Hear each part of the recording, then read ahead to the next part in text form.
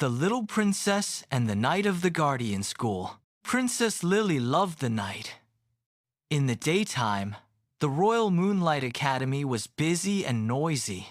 Little witches hurried to class with floating books. Tiny dragons chased each other over the playground. The teachers' hats bobbed up and down in the hallways like black birds. But at night, everything changed.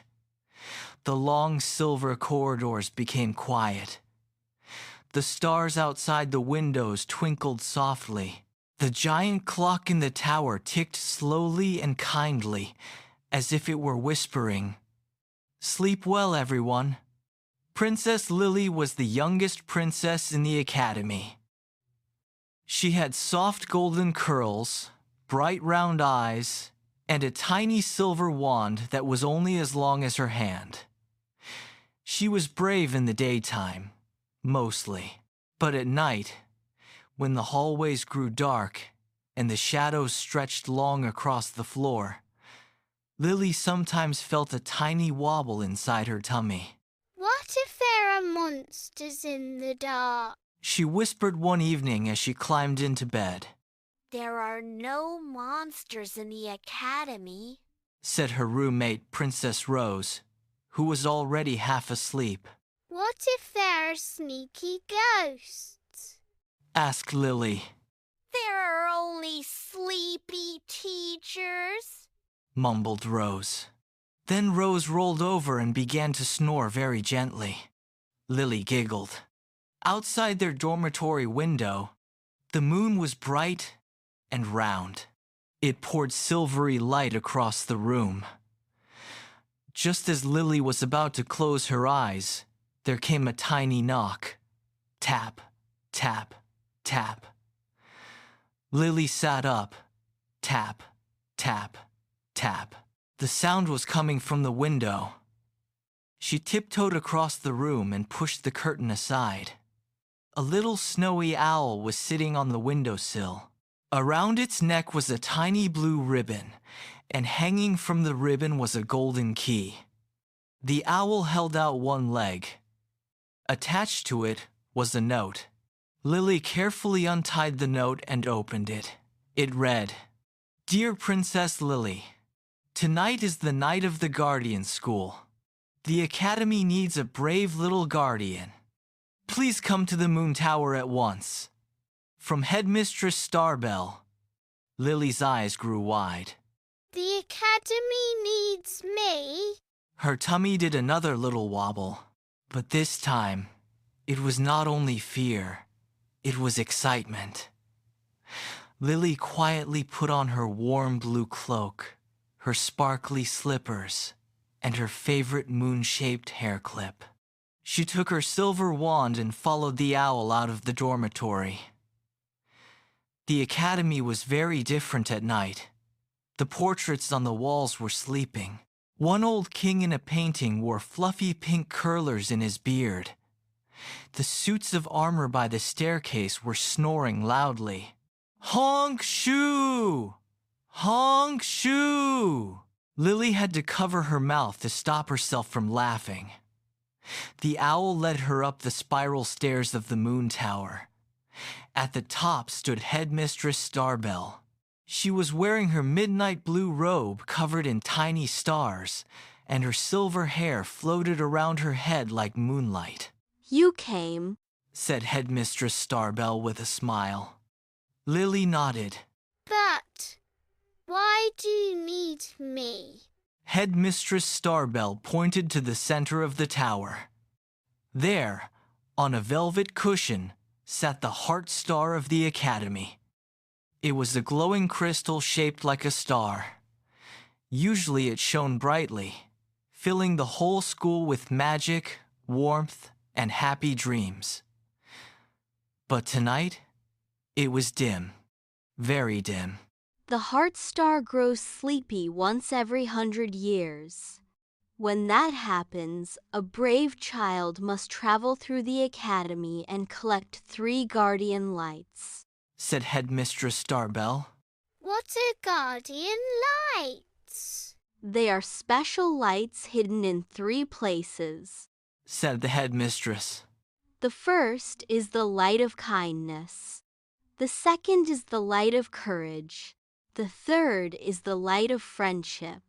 When the 3 lights are brought back to the heart star, the academy will glow again. Lily looked at the tiny crystal. It flickered weakly, like a candle about to go out. If the heart star goes dark, the academy will lose its magic until sunrise, whispered Headmistress Starbell. Lily held her wand tightly. I'll do it. The headmistress smiled. I knew you would. She handed Lily a small silver lantern. This lantern will shine brighter each time you find a guardian light. The owl fluttered onto Lily's shoulder. His name is Snowdrop. He will guide you, said Headmistress Starbell. Lily took a deep breath. Then she and Snowdrop began their adventure. First, they went to the Whispering Library. At night, the library was enormous and mysterious. The bookshelves stretched all the way to the ceiling. Tiny glowing letters floated through the air like fireflies. In the middle of the library stood a little wooden table. On it sat a tiny teacup, a plate of crumbs, and a very grumpy mouse wearing spectacles. The mouse was trying to carry a giant book across the table. He huffed, he puffed, he pulled, but the book was much too heavy. Humph! No one ever helps me, squeaked the mouse. Lily stepped closer. Would you like some help? She asked. The mouse blinked. You would help me? Of course. Together, they pushed the giant book across the table. The mouse smiled for the very first time. Thank you.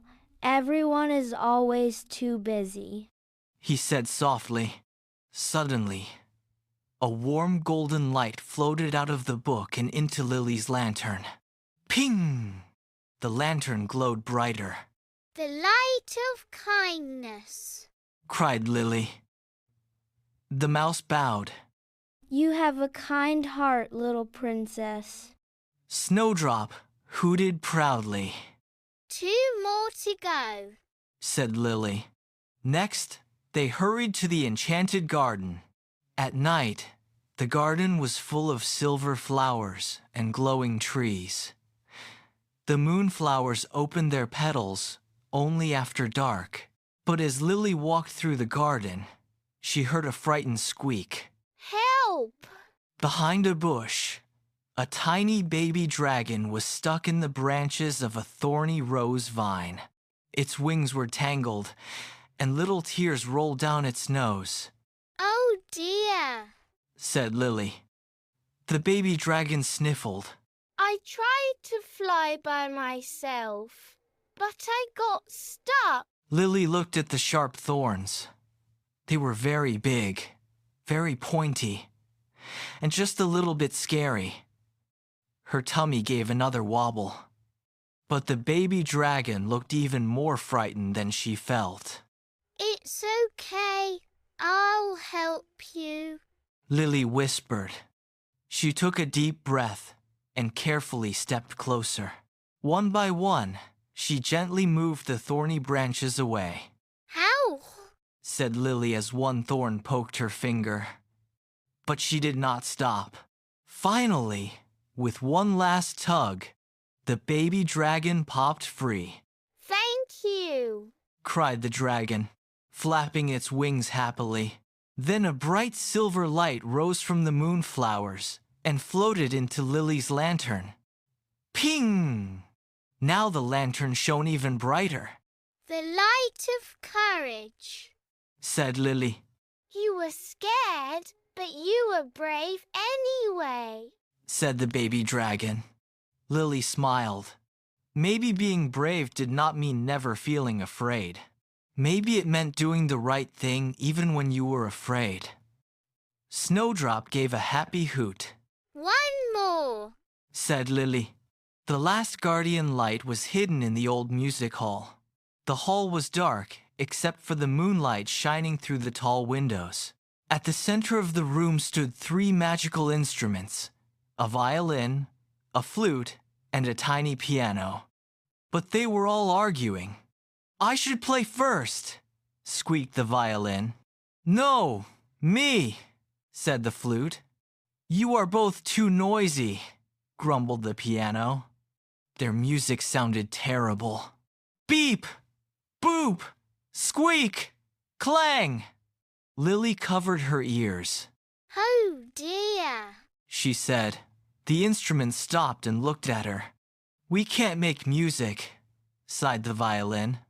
"We all want to be the best," said the flute. "And now no one wants to play at all," muttered the piano. Lily thought for a moment. Then she smiled.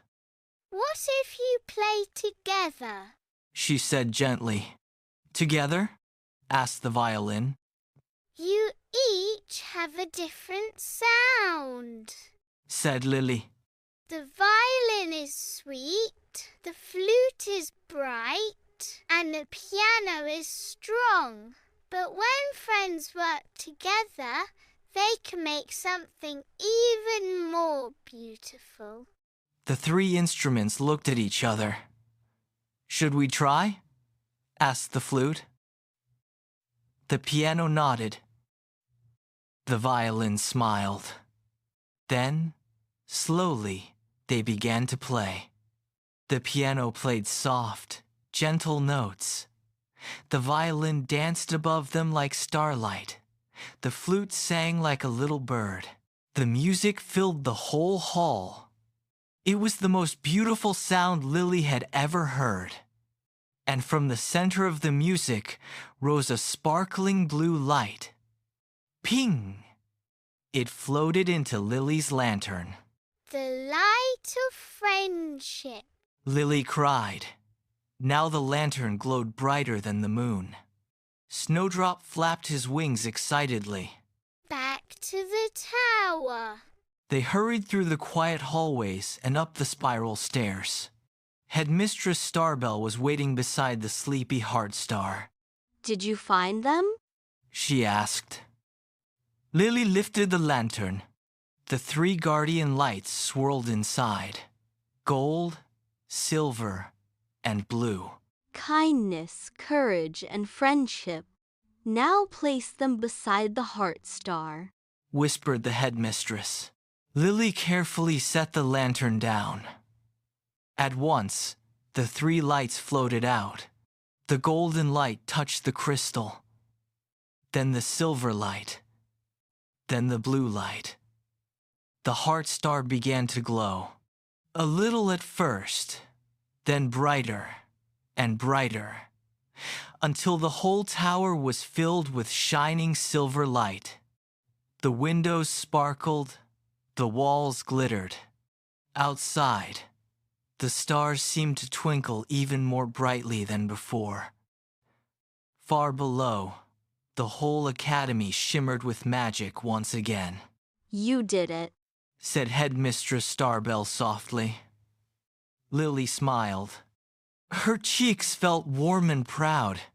"But I was scared," she admitted. Headmistress Starbell knelt beside her. "Every guardian feels scared sometimes. The bravest hearts are not the ones that never feel fear. They are the ones that choose kindness, courage, and friendship anyway."